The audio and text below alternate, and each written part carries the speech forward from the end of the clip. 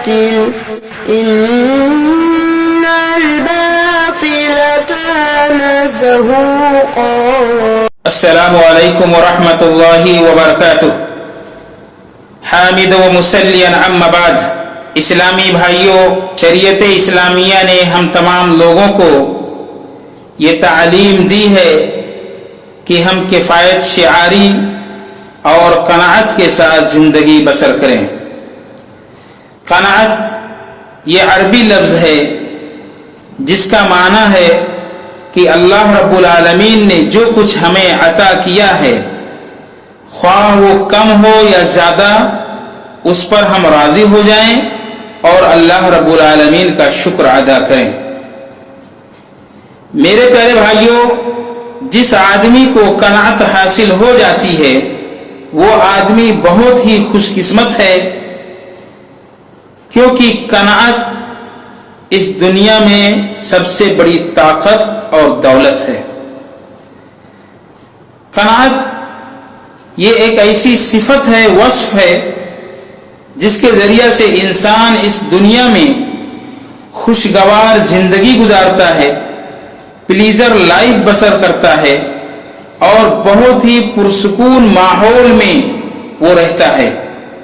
اسی کے برعکس اگر انسان کے پاس قناعت نہیں ہے تو وہ طرح طرح کے مسائل اور مشکلات میں پھنس جاتا ہے، الجھنوں اور گھبراہٹ میں مبتلا ہو جاتا ہے. اس کو ہم ایک مثال سے سمجھتے ہیں. مثال کے طور پر کوئی انسان کسی گھر میں رہتا ہے، کرائے سے وہ رہ رہا ہے، پھر مکان مالک یعنی جو اونر ہے وہ اس مکان کو بیچنا چاہتا ہے.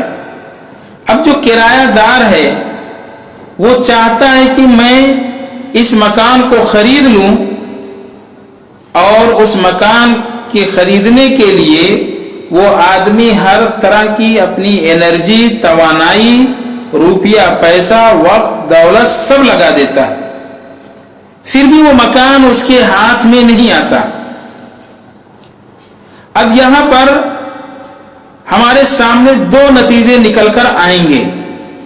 ایک نتیجہ تو یہ نکل کر کے آئے گا کہ انسان صبر کرے اور وہ یہ سوچے کہ یہ میری تقدیر میں نہیں تھی، اس لیے اللہ رب العالمین نے ہمیں نہیں دیا، یا یہ مکان ہمارے لیے بہتر نہیں تھا، اس لیے اللہ رب العالمین نے ہمیں اس مکان سے دور کر دیا، اور اسی پر وہ قناعت اختیار کر لے. اور دوسرا نظریہ یہ ہے کہ انسان یہ سوچے گا کہ کاش میں یہ کام کر لیتا تو یہ مکان مجھے مل جاتا. وہ اس طرح جب آدمی سوچے گا تو وہ پھر الجھنوں کا شکار ہوگا، اسٹریس کی طرف جائے گا، ذہنی تناؤ کی طرف جائے گا، اور اس کے زندگی میں جو سکون تھا وہ آہستہ آہستہ غارت ہونے لگے گا. ایک دوسری مثال سے اس بات کو یہ سمجھے کہ اگر انسان کے پاس قناعت نہیں ہے تو کس طرح کے چیزوں میں وہ گرفتار ہوتا ہے یا الجھنوں میں چلا جاتا ہے.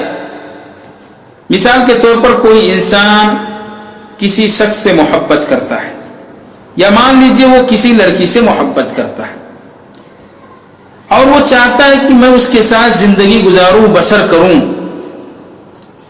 لیکن اس آدمی کی شادی اس لڑکی سے نہیں ہوتی. اب وہ سوچنے لگتا ہے، اب آہستہ آہستہ وہ سوچتے رہتا ہے کہ اگر میں اس طرح کی چیزیں کرتا تو میری اس سے شادی ہو جاتی، اور ہر طرح کی وہ انرجی کو صرف کیا، پھر بھی وہ کامیاب نہیں ہوا.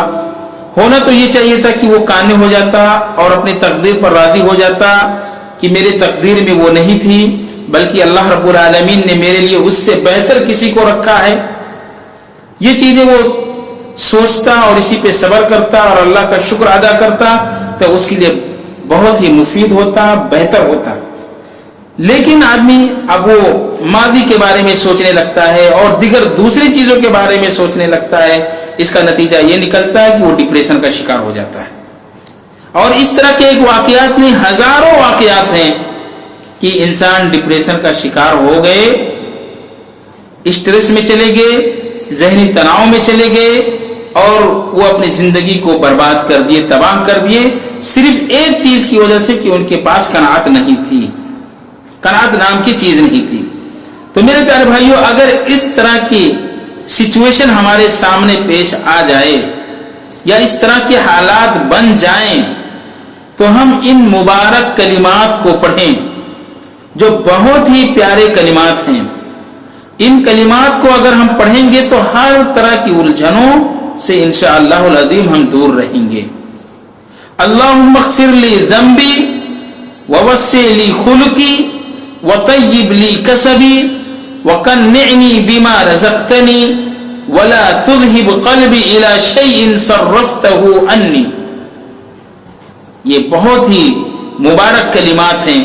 اس دعا میں ان تمام چیزوں کا ذکر ہے جن کی وجہ سے ہم الجھنوں کا شکار ہوتے ہیں یا گھبراہٹ میں مبتلا ہو جاتے ہیں یا ڈپریشن کی طرف چلے جاتے ہیں.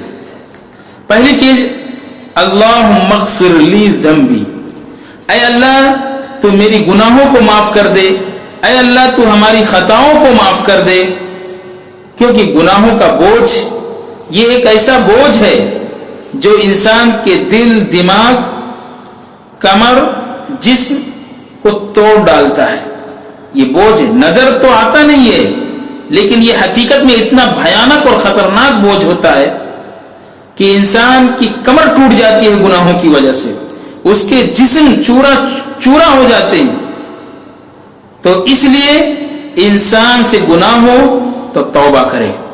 اگر وہ توبہ نہیں کرتا ہے تو گناہوں کی وجہ سے وہ گھبراہٹ میں جائے گا, گناہوں کی وجہ سے وہ بے چینی کا شکار ہوگا. اور دوسری چیز, ووسع لی خلقی, اور اے اللہ تو میرے کریکٹر کو, میرے کردار کو کشادہ کر دے, وسیع کر دے, وائڈ کر دے. یعنی اے اللہ تو مجھے نیرو مائنڈ مت بنا.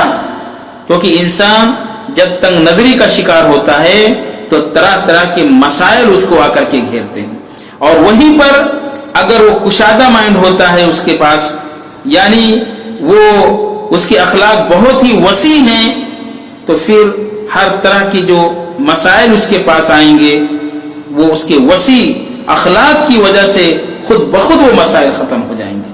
اس لیے اللہ رب العالمین سے اس چیز کی دعا کی گئی, ووسع لی خلقی, اے اللہ تو میرے کریکٹر کو, میرے کردار کو, میرے اخلاق کو وسیع کر دے, کشادہ کر دے. وطیب لی کسبی, اور اے اللہ تو میری کمائی کو پاک کر دے.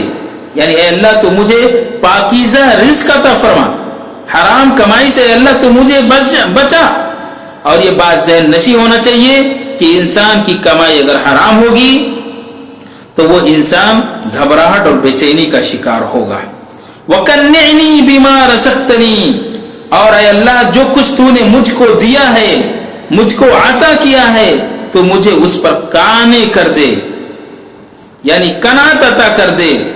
تو جو کچھ مجھ کو دیا ہے اے اللہ تو مجھے اس پر راضی کر دے. تو یہ میرے پیارے بھائیو قناعت, کیونکہ قناعت اگر ہمیں حاصل ہوگی تو ہماری زندگی میں سکون آئے گا, ہماری زندگی بہت ہی پرسکون ہوگی. وَلَا تُذْهِبْ قَلْبِ إِلَى شَيْءٍ صَرَّفْتَهُ عَنِّي, اور اے اللہ تو میرے دل کو اس چیز کی طرف مت پھیر جس چیز کو تو نے مجھ سے پھیر دیا.